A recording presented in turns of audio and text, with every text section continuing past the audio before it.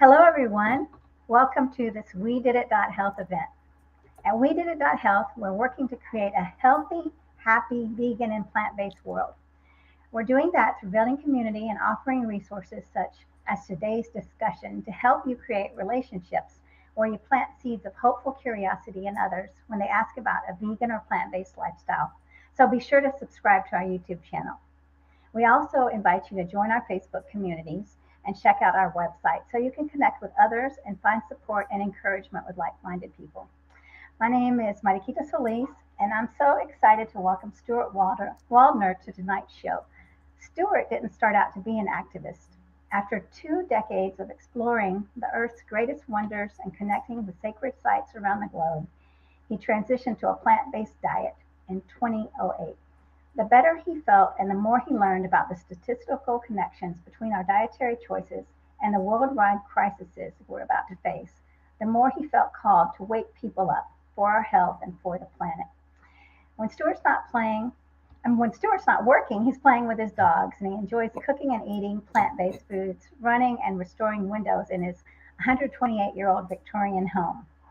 So, welcome everyone. Please give StreamYard permission to use your name. If you're watching, let us know where you're watching from and get your questions ready for Stuart. Welcome, Stuart, to our show. Thank you, Mariquita. It's wonderful to be here. Thanks for inviting me to be on your show. Well, I was very lucky to meet you at Atlanta Veg Fest, and I thought, wow, this guy's got to be on We Did It Health. Well, I'm glad we met too. That was wonderful, and so it led to tonight, and that's great. So I'm going to be talking about escape the Meatrix and embrace a plant-based lifestyle for a greener planet. And mainstream media talks a lot that we need to move away from burning fossil fuels like natural gas, coal, and oil, and move toward green energy solutions like solar and wind. And that we all need to start driving electric cars, right? So we hear this over and over and over again. But what the mainstream media doesn't talk about is that climate scientists say that we're not going to meet our climate goals without also decarbonizing the global food production system, that we are doomed to fail unless we tackle the emissions around food. So today, my talk is going to be about sustainable foods, what that looks like, and how can we get there. And I believe that if we're not a part of the solution, we're part of the problem. And so I'm hoping that everyone will leave today's presentation feeling fired up to be a part of the solution and ready to make changes to help bring this about, because like I said, mainstream media isn't talking about it, but we're at a critical time on our planet right now, from climate change to emerging infectious diseases, biodiversity loss, mass extinction rates, environmental degradation, our declining health, to the horrible return on investment of animal agriculture. The signs are all around us, and I see you shaking your head. That can be a depressing list, and you can get really down when you hear all of that. But Mariquita, the most amazing thing that I learned when I was researching my book is that all of those things and more are connected to the food on our plates and choices that we're making in the grocery aisle. I had no idea. So I'm very passionate about sharing this information with people. And so I really appreciate you giving me that opportunity. But speaking about climate change, kind of going back to that, what are our climate goals? So climate scientists say that we want to prevent heating the Earth no more than 2 degrees Celsius from pre-industrial temperatures by the end of this century. And then we have this aspirational goal of trying to limit it to 1.5 degrees Celsius. And that way we would avert experiencing some of the worst case scenarios of climate change. So that's our aspirational goal, is no more than 1.5 degrees. Unfortunately, we are right now sitting at 1.1 degrees Celsius. So we're over 2/3 of the way to 1.5. And then something really interesting happened this year. You may have heard about it, Mariquita, about El Nino. Have you heard about the El Nino effect? I haven't heard. I've heard a tiny bit, but not enough. Yeah. So go Okay. ahead. Yeah. Well, it's this is something that happens in the surface temperatures of the tropical Pacific Ocean fluctuate, and they oscillate from getting warmer and cooler. And when this happens, it just doesn't impact the surface temperatures of the water in the Pacific. It affects weather all over the planet. And so for me, I love it because this is a potent reminder of the interconnectivity of everything on the planet. So when this is happening in the Pacific, it's affecting everything. We are all connected to each other. And so right now we are in El Nino. So the surface temperatures, like I said, of the tropical Pacific Ocean are warmer. And what this means is that scientists say that for the first time ever, we got a sneak preview this summer of what living at a 1.5 degrees Celsius world would look like. And I think that's a pretty scary thing.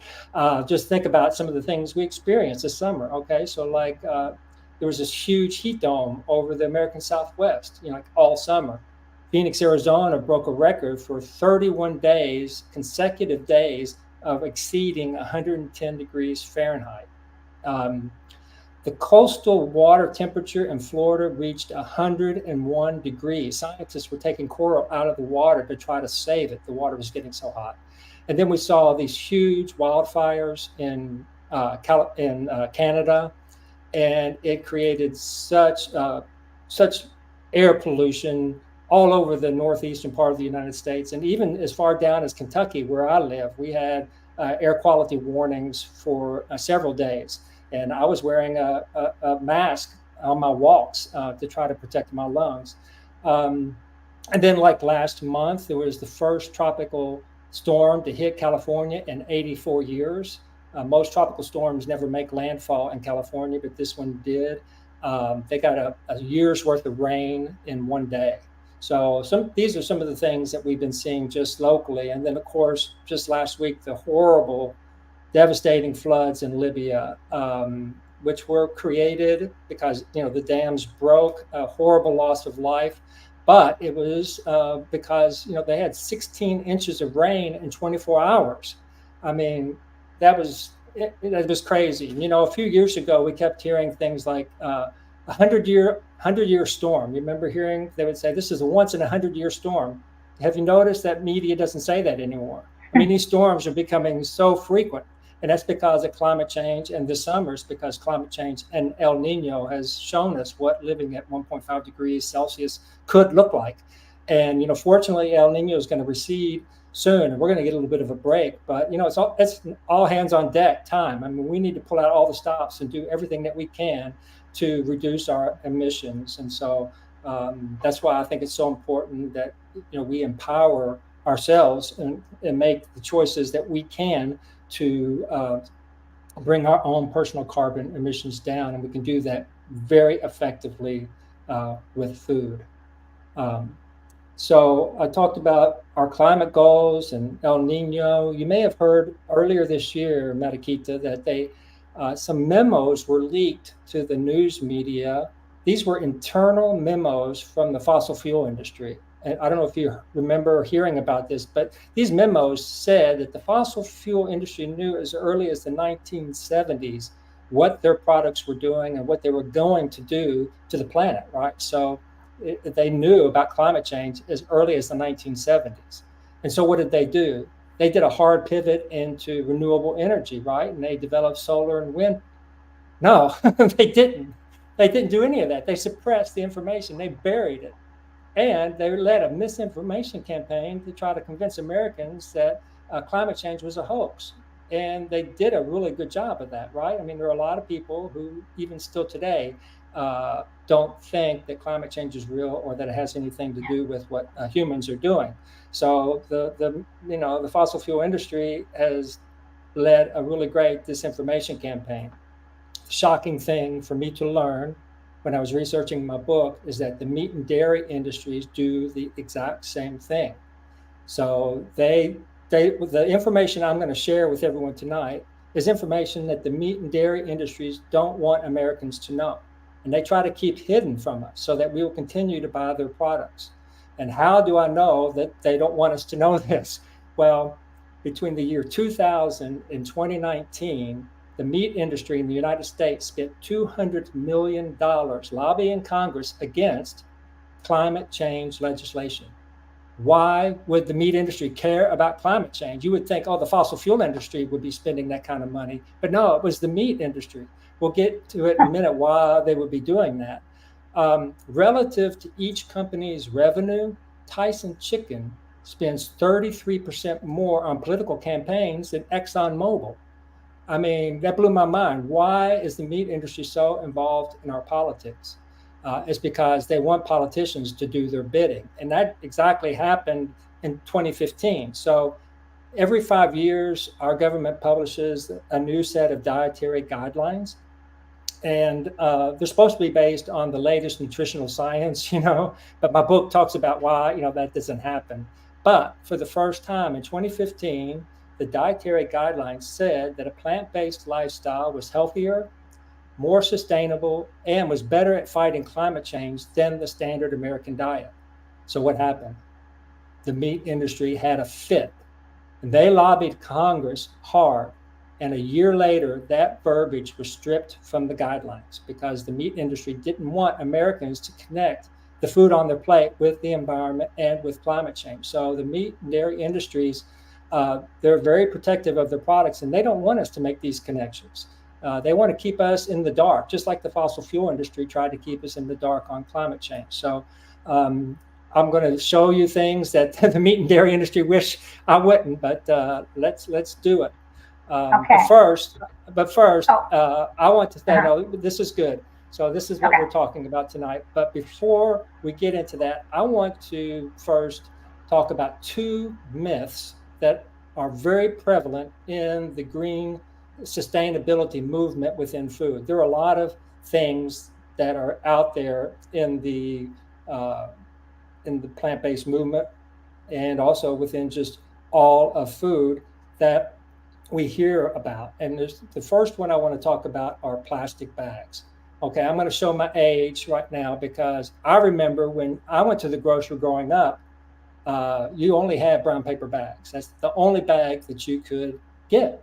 And then what happened? They started introducing these plastic bags. And so when you went through the checkout line, the person bagging the groceries would ask you, would you like paper or plastic? Well, I took a stand for the earth, and I was going to do something green and good. And I said, I'm not going to ever use single-use plastics, and I'm going to stick with my brown paper bag, come hell or high water, is what my mom would say. So then what happened?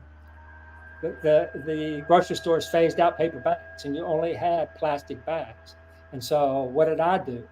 Well, I went out and bought me a cotton tote bag that I could carry back and forth to the grocery. And I went into the store proudly displaying my cotton cloth bag, virtue signaling, like, look at me, I'm doing this great thing for the earth, and you can do it too, and we can stick it to the man. We don't have to use these plastic bags at all. So guess what? A Dutch study came out in 2019, and it supports some previous studies, and it said that the most benign bag you can use for your groceries are, drum roll please, these plastic bags. Oh my God, I had it wrong the whole time. I thought I was doing something good and green for the earth, but it's a myth that when we use something other than these plastic bags, we're doing something good for the planet. So this says, when taking into account the impact of manufacturing on climate change, ozone depletion, water use, air pollution, human toxicity, these bags are the most benign of the current common options. So guess how many times I would have to use my brown paper bag for it to have the same environmental impact as using one of these plastic bags twice, once to bring my groceries home and another time to line a trash can. Do you have any idea, Mariquita, how many times I would need to use my brown paper bag? No, I don't. I have no idea. You're blowing my mind. Yeah, I would have to use that brown paper bag 43 times. Now, I don't know about you. I could never use a brown paper bag 43 times. Your mileage may vary, but inevitably after the third, fourth, fifth time, the handle's breaking off, the seams are ripping. I mean, I could just never get that kind of mileage out of a brown paper bag. So guess what? Guess how many times I would have to use my cotton tote bag for it to have the same environmental impact as using these plastic bags twice? If it was 43 for a paper bag, do you have any idea? I don't know. How about 150? 150. No, I would have to use that cotton tote bag 7,100 times. Oh my God. Mind blown. That means I'd have to use it once a day, every day for 19 years for it to have the same environmental impact as using one of these plastic bags twice.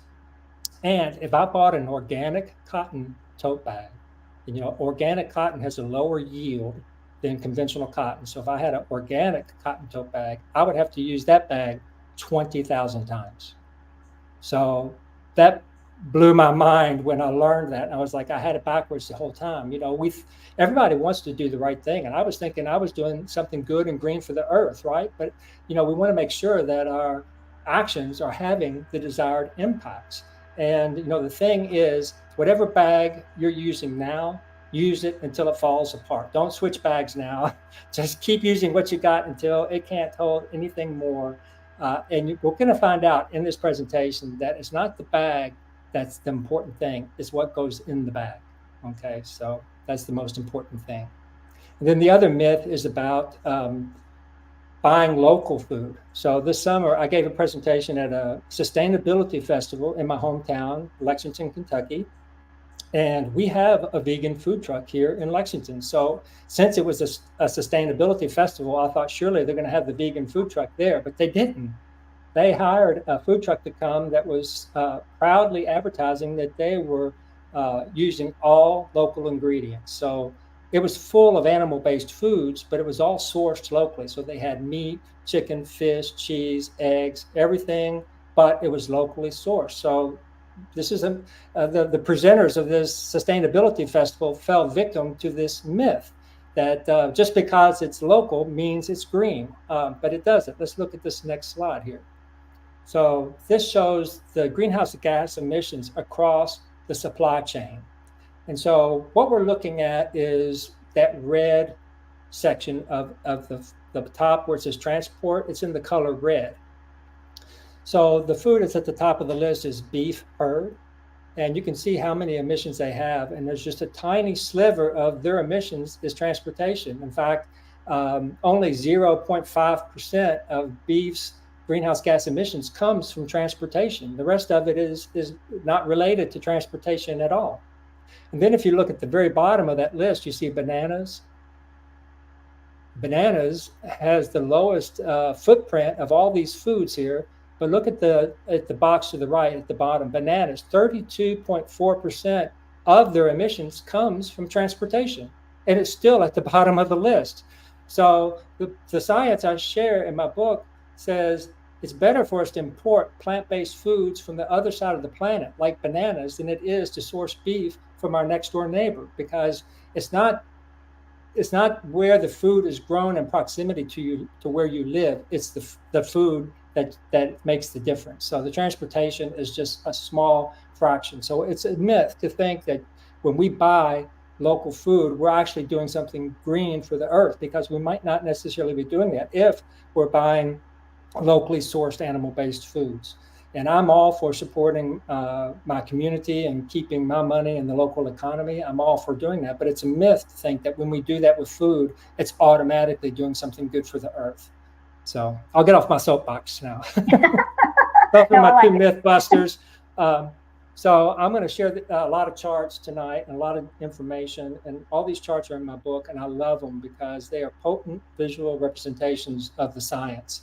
And it's really clear to see by these charts that plant-based foods are far superior to animal-based foods in every environmental category. So I'm going to show this next chart. Oh, first of all, before we get into that. So what are sustainable foods? So let's just, go down the list here. So sustainable foods, they require less land to grow.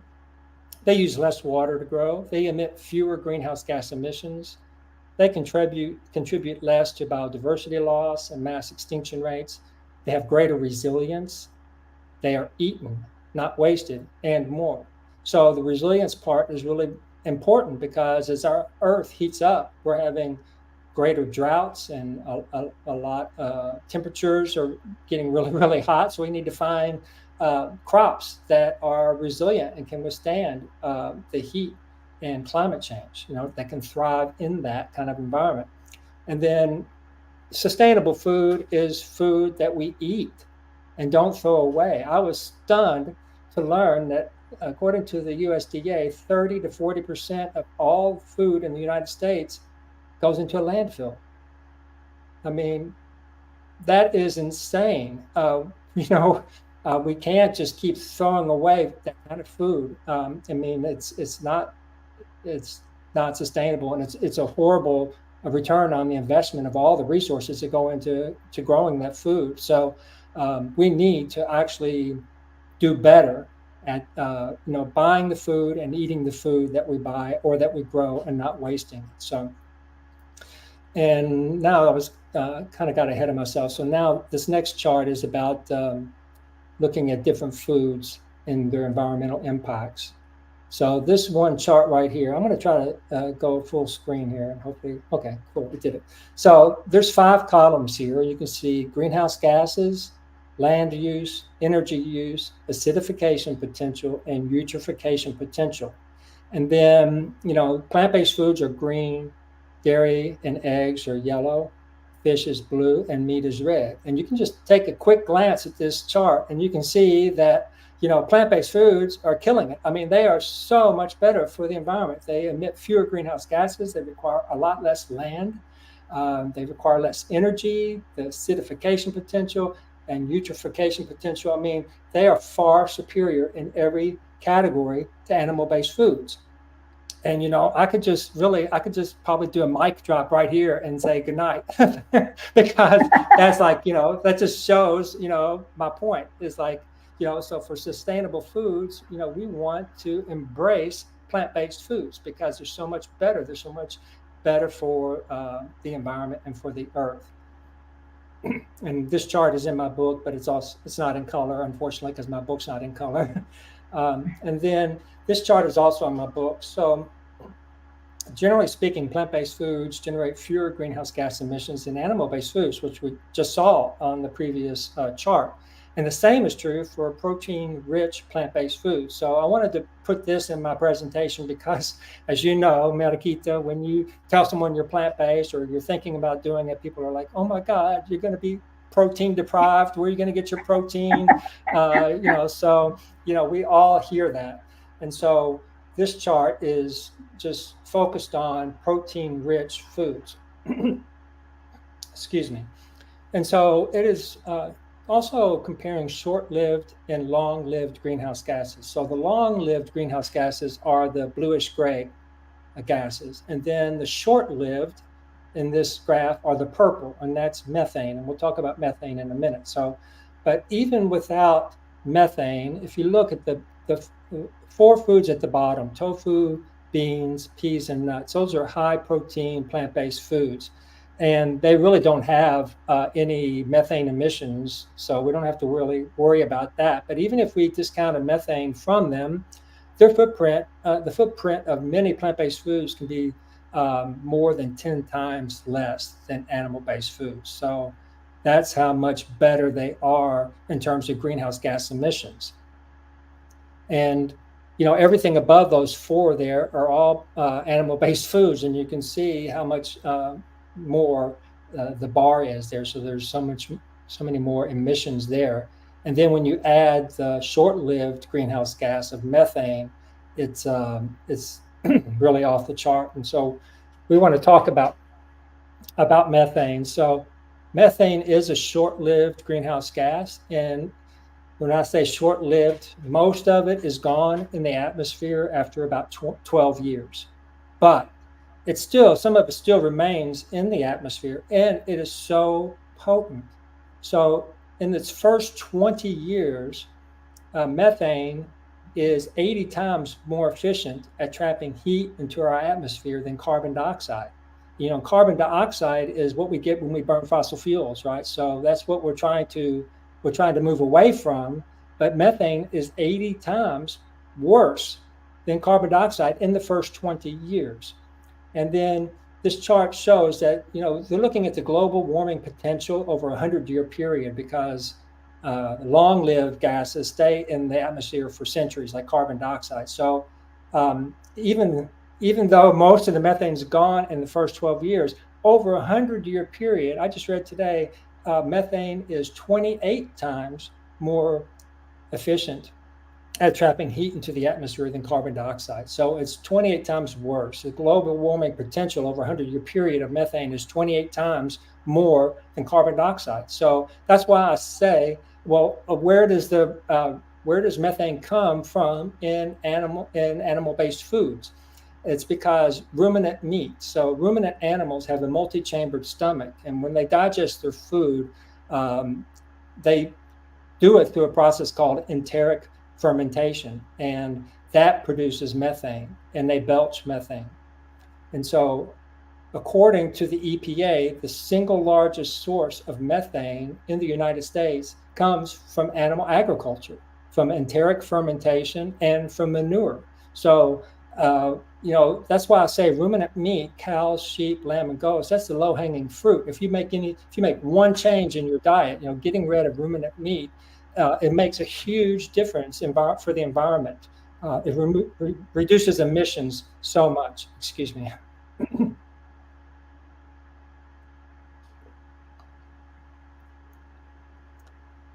And we had the 1-year anniversary just a few weeks ago of the Inflation Reduction Act, which was enacted by Congress last summer, and it was the first piece of legislation aimed at curbing the United States greenhouse gas emissions. And historically speaking, the United States has been the single largest emitter of greenhouse gases. So it's been a long time coming, but we finally did it. We finally passed some legislation to try to curb emissions, and I'm all for it. I think it's great, but it's just the beginning, and we need to do more. I downloaded the Inflation Reduction Act and looked at the climate component of it, and it does talk about methane, but it ignores methane from animals. It doesn't even talk about meat or dairy or anything about methane from animals and animal agriculture. And why is it that, according to the EPA, it's the largest source of methane in the country, but we're ignoring it? It's because the meat industry has politicians in their pocket, because they've contributed to their political campaigns to get them elected, and then they lobby them hard to make sure that they don't pass any legislation that would curtail their activity. So it's like I was saying in the beginning, they've taken a play right out of the fossil fuel industry's playbook. So, yeah. And here's two other charts that are in my book. So the first one on the left is land use per 1,000 kilocalories of food. And the first 9, I think, are animal-based foods. So you have beef, lamb, mutton, cheese, beef dairy, milk, pig meat, poultry, farm fish, and eggs. So all those are animal-based foods. Those are at the top. They use more land than all the foods down at the bottom, which are plant-based foods. So it takes 100 times more land to produce a single gram of protein from beef or lamb than from tofu. 100 times more land. That is crazy. And I didn't say earlier, when I talked about the importance of agriculture, I was shocked to find out that half of the earth, half of the land mass on this planet is dedicated to agriculture. 50% of the land on earth we are now dedicating to agriculture. And 75% of the global farmland is used by animal-based foods, but it's only producing 18% of our calories. I'll say that again, 75% of the global farmland we're using for animal-based foods, and we're only getting 18% of our calories out of that. That is a horrible return on investment. We can't continue to do that. We need, we don't have more land to convert to agriculture. We just can't do it. We're already outside the safe operating space in many areas on our planet. In agriculture, we've exceeded we can't expand no more. We can't do more deforestation to grow more crops. So we have to get more efficient, and we have to prioritize, what kind of crops we're going to grow. And I advocate for us moving away from animal-based foods and growing crops for human consumption instead of animal consumption. And that would save so many resources. And then the water requirement per ton of food is the graph on the right. And, beef, again, is the top one. And in all these charts, beef is going to be at the top of the chart. It takes so many resources to create, a $4 burger. It's really insane. And, how is it that we can have a $4 burger when we have all these environmental inputs? It's because our government subsidizes meat tremendously. I think it was in 2021, the government gave the beef industry $9 billion in handouts, in direct and indirect payments, $9 billion. That's why we can have a $4 burger at Burger King. If we were really paying the costs up front, hamburgers and all meat would be really, really expensive because it's a luxury item. But we don't think it's luxury items anymore because the government's subsidizing all of this. So unfortunately, the second one on the list in the water requirement is nuts. And, there's been some pushback about almond milk as a substitute for cow's milk. And people have been saying, those almond trees are so thirsty, y'all, you shouldn't be doing that. But, almond trees do require a lot of water, but they also sequester a lot of carbon out of the atmosphere. So they are actually helping us with the decarbonization of the planet. And to create almond milk, you use a third of the water that you do to create cow's milk. So it's still better. And there are other, we're not limited to almond milk for our plant-based milk. There's other milks that we can use. So to say, all those almond trees are so thirsty, y'all just drink cow's milk. Well, no, okay, you don't have to drink almond milk. I think the nut milk or the plant-based milk that's the best, I think, for the environment overall is soy milk still. And Marikita, you may have heard of this in the news too. So due to climate change, the Colorado River is really at risk of drying up, and because we've had such severe droughts out west. And that's a real problem because states like Arizona, California, and Nevada use that water out of the Colorado River. And so earlier this year, those three states came together and they came to an agreement on how they were going to allocate that water, considering climate change and how things had changed. So that was a great historic agreement that they were able to do that. But the shocking thing that I learned was only out of all the water that we take out of the Colorado River, only 12% of it is used by residents for residential use. 55% of the water that we take out of the Colorado River, we use to grow alfalfa, hay, grasses, corn silage for livestock. 55% growing all these crops for animals and food that we don't need and will be better off without. So it's crazy to look at all this, all the resources that go into creating animal-based foods. In fact, it's so huge that Stephen Chu, who was in 2019, he was a president of the American Association for the Advancement of Science. He was the 12th Energy Secretary of the United States and a Nobel Prize recipient. And he said, if cattle and dairy cows were a country, they would have more greenhouse gas emissions than the entire EU 28. And he said that before Brexit. So now it's the EU 27 and the UK. But that's a mind-boggling statement. You think about it. I mean, if we could do something that could remove all the emissions from the EU and the UK, I mean, we would want to do that, right? But most people think, yeah, I mean, we would want to do that, or we at least want to consider it. But, you know, we think because we were born into the Meatrix, we think that we need all these cattle and dairy cows, right? Because, you know, where would we get our protein and where would we get our calcium? Because we've been, you know, brainwashed into thinking that these are the only ways of getting those nutrients when it's not. So for most people, because they're living in the Meatrix, they can't even think about this being a viable solution to our energy problems when it is. You know, once you become plant-based and escape the Meatrix, you just say, we'll just get rid of the cows, It would be so much better. And then the World Bank Group said that livestock and their byproducts actually account for at least 32,564 million tons of carbon dioxide equivalent, or 51% of annual worldwide greenhouse gas emissions. 51% of all of our emissions are coming from livestock and their byproducts. I mean, when I learned that, it just blew my mind. And again, why isn't the mainstream media talking about that? It's because the meat and dairy industries have the media in their pocket. Again, I mean, people don't want to hear this, and so I'm hoping people who are hearing this are getting as fired up as I am when I talk about this. Yeah.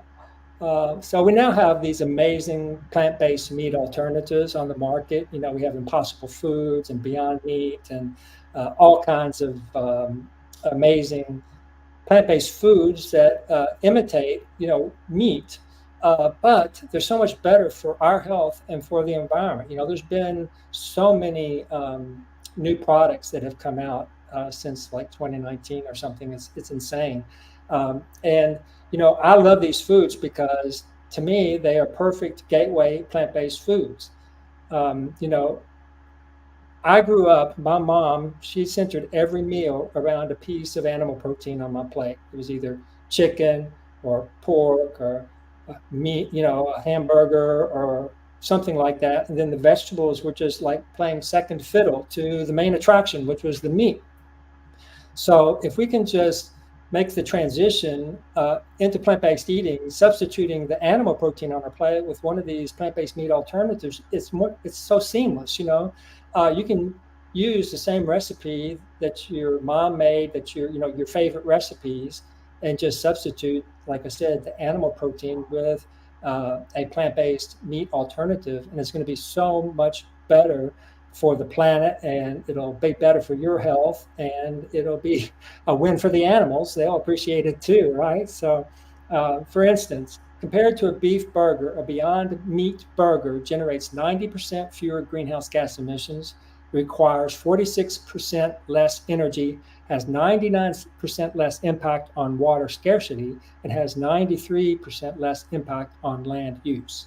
That is a huge win for the environment. And the Beyond Burger tastes great. Some people complain, it's a processed food. And it is true, it is processed. And, I advocate for a whole foods, plant-based lifestyle. And I encourage people to eat as many unprocessed foods as possible: whole fruits, vegetables, legumes, nuts, seeds, grains, all of that. But I still grill up one of these burgers every now and then. And, eating one salad doesn't make you healthy, and eating one steak doesn't ruin your health, So eating one of these plant-based meat alternatives, once, twice a month or whatever, it's not going to ruin your health. It'll be better for you than eating, the animal-based food, and it's so much better for the planet. So I think it could be used, these plant-based meat alternatives could be a great, way for people who are eating meat to segue into more plant-based eating. And and then gradually move in more into eating whole plant-based foods. And so the Anthropocene is the epoch that we're living in now. So that's the epoch where humans, unfortunately, are having the greatest impact on the environment and the climate. And so that's what Anthropocene means. But this Eat Lancet Commission came together. The Lancet is a British weekly peer-reviewed medical journal, highly regarded, highly esteemed medical journal. And so what they tried to do is they said, we've got these climate goals, and we're trying to create a sustainable future. And like I said earlier, scientists say, we can't reach our goals without also decarbonizing the food production system. So that's what they tried to tackle. They said, okay, how can we do that? How can we have sustainable food and healthy diets and meet our climate goals? And their report came out and it said 820 million people on the planet are food insecure. That's 10% of our global population are food insecure. They don't get enough food. And 2 billion people, I think they said, were nutritionally insecure. They're not getting the nutrients that they need from the foods that they're eating. So we have a real problem with within our food system that we need to address. And the other thing that shook me to my core is they said global food production threatens the stability of the Earth system. That blew my mind. I think if you ask most people, they would say, oh, the fossil fuel industry, right? They're destroying the planet, or it's all these cars that we're driving. No, it's the global food production. It's trying to feed 8 billion people animal-based centered diet, meat and dairy. As you have seen from the charts we've already looked at, that is the animal-based foods that are taking the lion's share of our resources. And so what they said, now I want to just come out front and say that the Lancet Commission, the Anthropocene Eat Lancet Commission, did not say we all have to become plant-based and vegan. No, they didn't say that, but they said we need to see a widespread adoption of a plant-based lifestyle if we're to avert the worst-case scenarios of climate change. All their recommendations for animal-based food start at 0 grams a day. Why would they start out at 0 grams a day if they didn't think that was healthy? I mean, their whole idea is to tell us, what a healthy diet would look like. But they know people probably aren't going to become 100% plant-based, right? So they said you could have chicken once a week. They set guidelines, red meat maybe once a week. You could have fish a couple times a week. So it's mainly a Mediterranean diet. Back when the Mediterranean diet was, super healthy. And, I think that you don't need those animal-based foods, but I think if they had come out and said we all need to be plant-based, I think people would have really freaked out. So, I hear a lot of people saying, okay, Stuart, I know that plant-based foods are more sustainable, but we can make animal-based foods more sustainable. We can grow them in a more efficient and more sustainable way, right? So I know that there are dairy farmers that are trying to capture the methane from their cows, and they're trying to convert it into biogas and have like a carbon neutral loop in their production of dairy, which is, very high tech, unproven to work, and especially isn't something that you could do at scale, around the earth. You just couldn't do that. And then there are some people who say, well, we can do rotational grazing of livestock. And that way, ruminant animals are helping store carbon into the earth. Have you heard about that, Mariquita? No, I haven't heard about that. Yeah, it's again, one of those myths. It's kind of like a plastic bag or buying local food. So they say that, these animals, if you rotate them through different pastures, that they actually can help the earth store more carbon. So I was listening to this podcast by these 3 guys, and their podcast is all about carbon. It's all about, the carbon crisis, decarbonizing our earth, basically. And so they were saying, farmers are a little resistant to this rotational grazing of livestock because they have to divide their pasture into 4 different parcels. So they need additional fencing. And then each pasture needs to have a water supply, so they have to bring water into it. So there's upfront costs. But then, they let the animals graze in one pasture and move them to the other. So they rotate them around. And so this is thought to make animal-based food from ruminant animals more sustainable.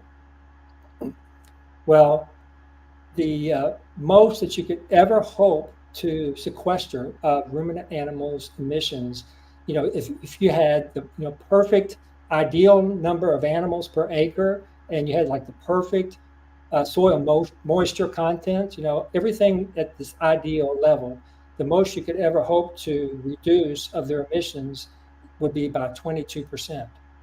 That's the most you could ever reduce their emissions. So, when you're trapped in the Meatrix, like these guys on this podcast were, they can't see the elephant in the room, or in this case, the cow in the room, because to them, it's a given. It has to be there. But when you escape the Meatrix, you just step back and you say, hey, we can reduce their emissions 100% by not having the cow. We don't need the cow, right? So, it blows my mind. So what this commission said is that we could decrease our greenhouse gas emissions in food production by 10% by year 2050. But if we increased our plant-based consumption with making this adjustment to a widespread plant-based diet, we could reduce the emissions from food by 80%. So rather than trying to reduce cows' emissions by 22%, I think we'd be better off trying to reduce emissions by 80%, right?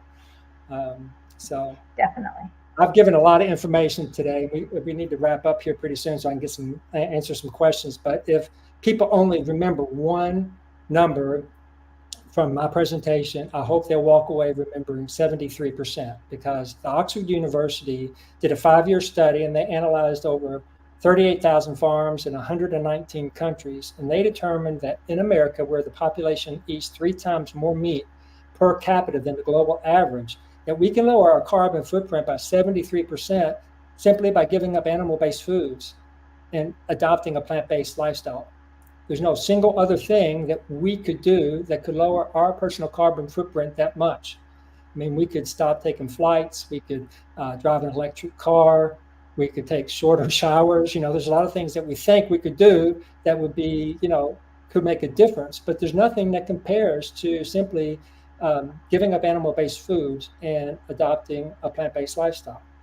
And people will say, well, Stuart, that's great, that's good for the earth, but what about me? If I give up eating animal-based foods, my health is gonna go down the toilet, right? So we'll just kind of go through. No, your health is actually going to be just fine. So the U.S. Academy of Nutrition and Dietetics says that a plant-based lifestyle contains all the nutrients that we need to be healthy at any stage of life. So this is a lifestyle that is not only better for the earth, it's saving all these resources. It's certainly beneficial to the animals, and it's actually beneficial to our health too. And then the National Institute of Health, I was really surprised, Meredith, when I ran across this memo from the National Institute of Health that they sent to all physicians, and they said physicians should consider recommending a plant-based diet to all their patients, especially those with high blood pressure, diabetes, cardiovascular disease, or obesity. And in their conclusion, they write, the future of healthcare will involve an evolution toward a paradigm where the prevention and treatment of disease is centered not on a pill or surgical procedure, but on another serving of fruits and vegetables. Now, guess when this memo came out that they sent to all doctors? You have any idea what year it would have been?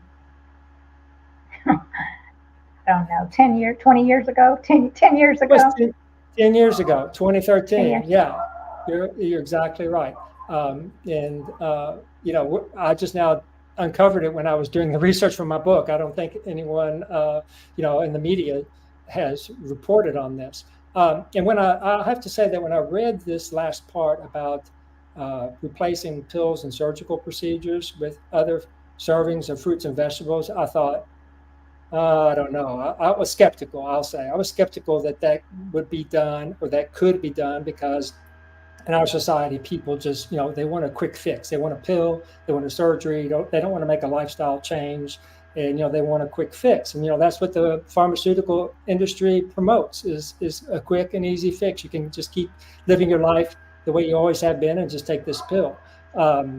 So I heard about this. I went to a Future of Food Summit last year, and I heard about this pilot program that they were doing in Washington, D.C., and it's called DC Greens. And this is an amazing program because they're doing exactly what the National Institute of Health said would be happening, this paradigm shift from, prescribing fruits and vegetables. So they have a produce prescription program, and this is for people who are Medicaid recipients who have chronic health conditions. And so the doctors are writing prescriptions for fresh fruits and vegetables. And you might think, why? I think it's up to $120 a month. And so you may be thinking, well, why is the government spending money in this way? Why is our tax dollars being used to buy fruits and vegetables for these patients? Well, they found out in this pilot program that for every dollar that they're spending on these produce prescriptions, we're saving $3 in healthcare costs. And that's just the beginning. This is just a pilot program. So that's the tip of the iceberg. So yeah, that National Institute of Health was right. Doctors will be prescribing fruits and vegetables rather than pills and surgical procedures, and it works. It brings people off their medications that they were taking for high blood pressure, diabetes. Um, so it's amazing. So that's the power of plants. And I think we should now, it's like 50 minutes. I think we should just move right on into some questions and answers. And I love this quote. We'll kind of end it here with Mark Twain. The lesser it is to justify a traditional custom, the harder it is to get rid of it. The tradition of eating meat in our country and in the world, has to come to an end. We just cannot, it's not sustainable. And I hope that everyone was here tonight saw the slides and can see that we cannot continue the tradition of eating meat. And the problem is that it's hard to get rid of something that's, you can't justify, and it's ubiquitous and it's everywhere. But, plant-based lifestyle it's never been easier now to adopt a plant-based lifestyle than it is today. It's so easy, and there's so many resources online. There's so many vegan cookbooks, vegan groups to connect with, so many products available in the groceries now. So it is a very powerful time, easy time to become plant-based. So I encourage everybody to escape the Meatrix, choose the red pill, and eat plants, feel great, and save the planet. So I don't know if we have any questions in the chat or anything. We have some time, or if you have any questions for Keita. Yeah, I'm going to take the slides down, and let's see here. Yeah, that was very informative. It was, how do you handle? There was so much information. I'm going to have to go back and study it. Yeah, how do you handle? Yeah, it's a lot. And wow, you've done your homework. I'm very impressed. Thanks.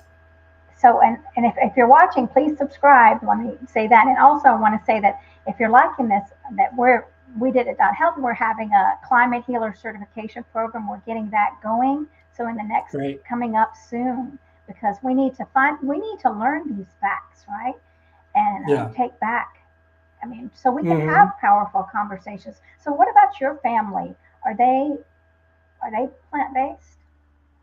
Yeah, I'm really fortunate that my family, we decided to do this, as a family, and we fully embraced it. I know for some people it's a gradual transition, and for us it was overnight, cold turkey. And I can share a little bit about my story. We first became plant-based, Mariquita, back in 1985 when I was 23. Oh, wow. Yeah, so it was the vegan wasteland back then in Kentucky, for sure. We didn't have Beyond Meat burgers or anything like that. We had to create our own vegan food. In fact, we couldn't even, there was no, internet at that time, really. So we actually, a group of people, we adopted this way of eating, and we had weekly potlucks every Friday night, and we started collecting recipes, and we actually published our own vegan cookbook back in 1986, a little spiral-bound notebook of all of our recipes, and I still have a copy of it.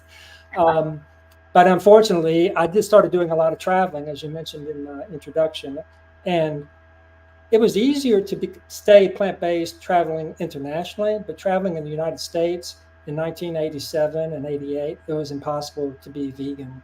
You just couldn't do it and sustain yourself. You could only eat so many iceberg lettuce salads, So I reluctantly became vegetarian, and then like in 2008 became plant-based again, and it was a lot easier, and it's just getting easier and easier. So yeah, so my family's fully on board, What a blessing, I know. Very fortunate. It is. Yeah. Yeah. Wonderful. So I see that JJ's here watching with us. She's got a great channel, Vegan Knowledge. She's really spreading the word to her community. That's wonderful. Sorry, JJ. And then I don't know who this is, but they like the quote that you just put up. That was a great way to end that little slideshow. Yeah, and then Peter, he's the founder of We Did It .health. Nice, Peter. Yeah, I know the National Institute of Health isn't perfect.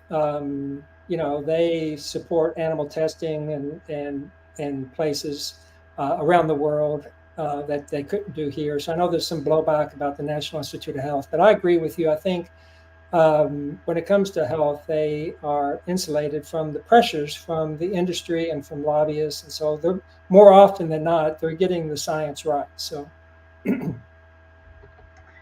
Yeah. And Peter also has another comment that President Carter's administration took measures. yeah, yeah. I love Jimmy Carter. I love so many things that he's done in his life. And yeah, President Reagan came in and of course, reversed all the progress we had made because of the oil crisis at the time. But yeah. Yeah. Well, so what would you say to someone that's really struggling and they've got a friend that now they're going out to dinner with their friend for the first time, and they're going to have to present that I eat plants, I don't eat animals, and they're kind of scared that they're scared the friend's going to make fun of them. What would you say to that person, Stuart? How would what would you Wow. recommend how to handle that? Well, yeah. Well, I think when you're making plans with somebody who's an omnivore and that's eating animal-based foods, it would be good to discuss ahead of time where it is you're going to go to eat, and then you can check to see if there's something for you to eat on the menu. Even the hardcore steakhouse, has a baked potato and a salad. So, sometimes it's more important to have time together. And we learned through the pandemic, how important that is and how precious it is to have time together. So I think, trying to negotiate where you go and then trying to find a place that's mutually agreeable to both parties. And I think that it's important to just do your thing, and not make a big deal out of the fact that you're plant-based. And I think what happens, and I'll talk about this in my book, is that plant-based eaters, because they're uncomfortable with their own meat eating, go through, when they're in the presence of a plant-based eater, they have all kinds of cognitive dissonance that's happening, and they go through all these mental gymnastics to justify their eating pattern. And so a vegan and plant-based eater doesn't have to be obnoxious or militant about it. Just by being in our presence, some omnivores are going to have strong reactions because they, in their heart, they know better, but they don't do better. And that's where that comes from. So, I think just know that if that should happen, if someone gets very angry or upset or something, just know it's not you. It's their own feelings about how they're living their life, and you're just bringing an awareness to them that it's not necessary, that the animal-based foods that they are eating is that they're doing it by choice, but that is not necessary. And that makes people really uncomfortable. So I think, being aware of that, and, just trying to be discreet as much as you can about it. But I wouldn't take an omnivore to a vegan restaurant without, making sure that they knew that's what was happening. So, if you pick a vegan restaurant and you're taking, you're meeting up with an omnivore, make sure that they know that. Otherwise, it could be really problematic. Some people get really, really angry about that. So I don't know if that answered your question. It's kind of a long way of getting around. No, I think that it's right. I mean, we have to be gentle. We don't want to turn someone off, and we can easily turn them off. Just our presence, like you were saying, can make somebody very angry and very defensive. Yeah, and it's really a lot of times it's nothing that we've done. It's just because we're going against what society says is the norm, and that makes some people uncomfortable. So, yeah, I think we have a problem in the plant-based movement with